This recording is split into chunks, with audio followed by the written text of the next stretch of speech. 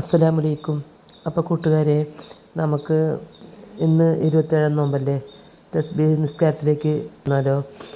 തസ്ബീഹ് നിസ്കാരം 4 റക്അത്ത് സാധാരണ നെയ്യത്ത് വയ്ക്കുമ്പോൾ നെയ്യത്ത് വയ്ക്കുക.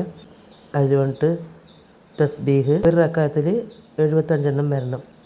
ഫാത്തിഹയ്ക്കും സൂറത്തിനും ശേഷം 15, 10, എഴുത്തിദാലിൽ 10, ഒന്നാം സുജൂദിൽ 10, ഇടയിലെ ഇരുത്തം 10, രണ്ടാമത്തെ സുജൂദിൽ നിന്നും സ്ഥിറായത്തിൻ്റെ സുജൂദിൽ 10, അങ്ങനെ 75 ഒന്നാം റക്അത്തിൽ നമ്മൾ ചെല്ലേണ്ട സൂറത്ത് അൽഹാക്കുമു തകാസുർ, രണ്ടാമത്തെ റക്അത്തിൽ വല്ലസ്രി, മൂന്നാമത്തെ റക്അത്തിൽ ഖുൽ യാ അയ്യുഹൽ കാഫിറൂൻ, നാലാമത്തെ റക്അത്തിൽ ഖുൽ ഹുവ അല്ലാഹു അഹദ്. അടുത്തതായിട്ട് റുകൂഇലും ഇഅ്തിദാലിലും സുജൂദിലും ഇരുത്തത്തിലും സാധാരണ ചൊല്ലുന്ന ദിക്റിന് ശേഷം തസ്ബീഹ് ചൊല്ലുക.